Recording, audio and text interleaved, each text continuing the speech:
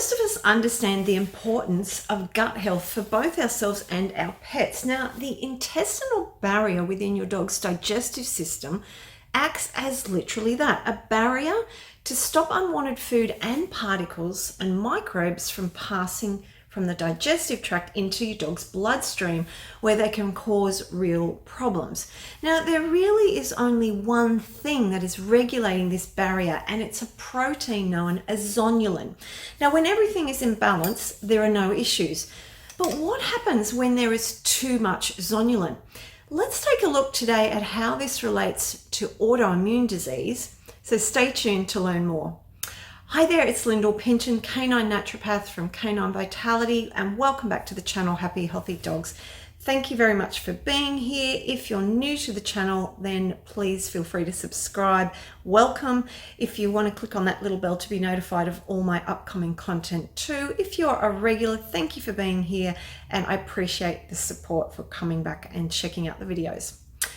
So let's understand today more about this special protein zonulin and how it can be beneficial or problematic when it comes to gut, immune, and general health in your dog.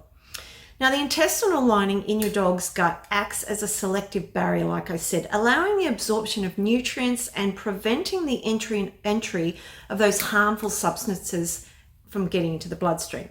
Now, within this lining or barrier, there are what are known as tight junctions that help keep the barrier from allowing in the wrong things. It keeps it really tight.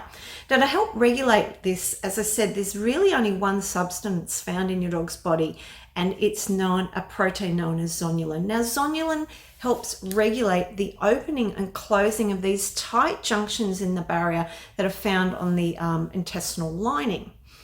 Now, under normal circumstances, as I said earlier, zonulin is produced and released in small amounts, helping to maintain the integrity of this intestinal barrier. However, when higher levels of zonulin start to come into play, they can disrupt the junction and increase the permeability and cause what is known as leaky gut syndrome, which many of you know I talk about all the time. Now, this increased permeability or leaky gut can allow substances like toxins, bacteria, and undigested food into your dog's bloodstream, potentially triggering an immune response and inflammation.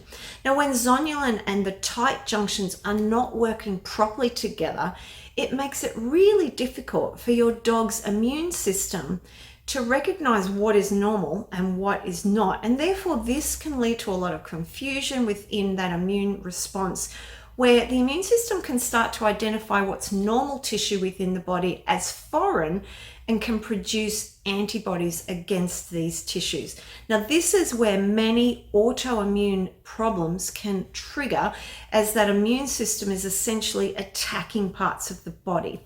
Now, this might be anywhere in the body, including the gut, thyroid, the skin, joints, etc. Now, with any autoimmune and inflammatory disease, you'll find that there are going to be higher levels of this zonulin. So too much zonulin is definitely not a good thing. So now we have a bit of an understanding of what zonulin is and how it can lead to these immune imbalances and potential autoimmune diseases, along with that general inflammatory problem. What are some of the things that can trigger this increased zonulin level? Let's look at some of the common triggers in terms of, when it comes to this, it's going to be mainly based around foods as well as other substances too. Now, zonulin, as I said, can increase that permeability of the gut lining from certain foods, and one of the best ways that we can help regulate zonulin is your dog's very own healthy gut microbiome, or good bacteria. So anything that potentially is going to destroy this microbiome tends to have a bad effect on those zonulin levels. So obviously one of the worst things we can do is give antibiotics, because these tend to wipe out all the beneficial bacteria in your dog's microbiome. Now, if your dog really does have to go on to antibiotics, it's essential to give a probiotic both during and after that course of antibiotic. Try and give the probiotic around about 2 hours away from the antibiotic, so not to affect the probiotic bacteria. And is it absolutely necessary that your dog does go on that antibiotic? Have a think about that. If it's definitely not an emergency, because there are a lot of beneficial supplements and herbs that can really be as effective as antibiotics. Now, in addition to the probiotic, as long as your dog doesn't have yeast problems, you can start to add in some fermented foods and veggies into their diet. Fermented veggies and kefir are good combinations. Now, it's important when starting these fermented foods to go low and slow and build that up over time, so your dog's gut can get used to all this new bacteria that's coming in from these foods. And look, vegetables in general can be really helpful to protect your dog's microbiome, especially those veggies that belong to the brassica family, such as broccoli, Brussels sprouts, kale, etc. Now, a chemical found in these vegetables known as sulforaphane not only protects the microbiome in your dog's gut, but actually helps to stop the trigger of autoimmune diseases. So it's helpful from that perspective too. Now, what about gluten? Now, gluten is a family of proteins found in grains like wheat, barley, and rye. Now, gluten can be very difficult to digest for most dogs, and in fact, a lot of dogs are gluten sensitive. However, regardless of whether your dog is gluten sensitive or not, did you know gluten causes a rise in all dogs of this zonulin protein, which will signal those tight junctions in the intestinal barrier to open up, make them more permeable. Now, consuming gluten regularly, whether in the form of your dog's kibble or other grain products like pasta, etc., not only causes gut issues, but generally increases the level of inflammation in your dog's body all over. Now, our next one to be aware of is glyphosate. Now, glyphosate is a herbicide that's also an antibiotic, and it's been found in nearly all dog foods that contain grains or legumes. Plus, it's also found in genetically modified foods. Now, the ingredients with the highest glyphosate content include non-organic oats, wheat, soy, potatoes, and legumes like chickpeas, lentils, and beans. Now, kibble can often contain this within the grain content of the product. Now, glyphosate tends to increase the zonulin production along with weakening the gut lining. So it's really important to try and avoid grains and legumes and kibble in commercial foods. Now, what about dairy? Now, dogs do not produce the enzyme lactase, which is needed to digest lactose in those dairy products. And whey and casein in proteins such as milk can lead to gut inflammation, and that can increase gut permeability. So cheese, yogurt, and other dairy foods can be problematic with regards to high levels of that zonulin. However, kefir, which we've mentioned earlier as a fermented food, tends to lower zonulin levels. And two others to be really aware of include simple sugars like glucose and fructose, which are going to definitely increase zonulin, but can often be present in your dog's commercial foods or even in treats that you might be feeding as well.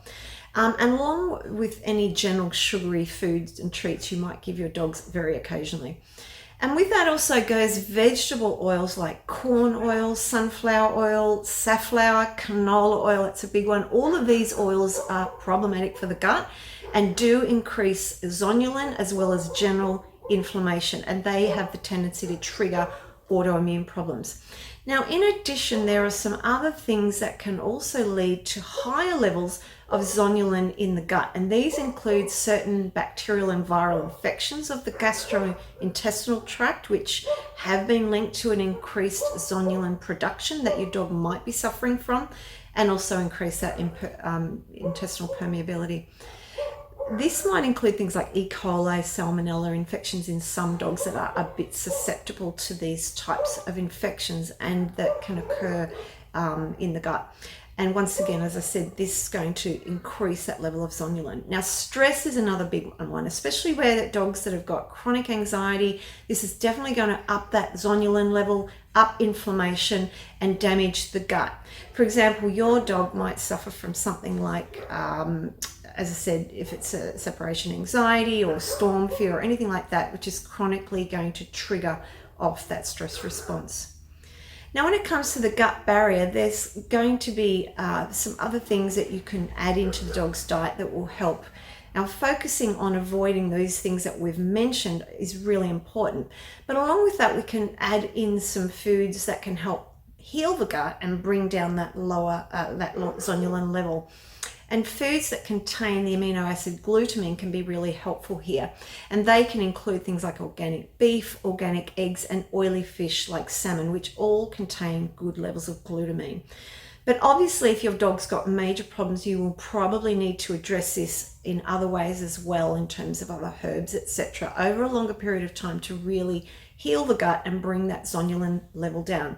And if this is your dog and you've got issues around leaky gut or inflammation or anything like that associated also with autoimmune, and you'd like to find out more about this, or you need some help, then please feel free to reach out to me. All my contact details are below as usual, or you can just put a comment in the comment section below.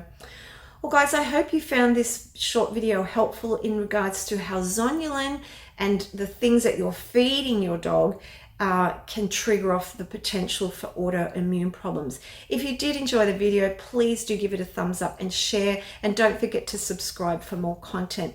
Guys, wherever you are in the world, I hope you're having a really good day. I look forward to catching up with you in another video. Have a good one. I'll talk to you soon. Bye for now.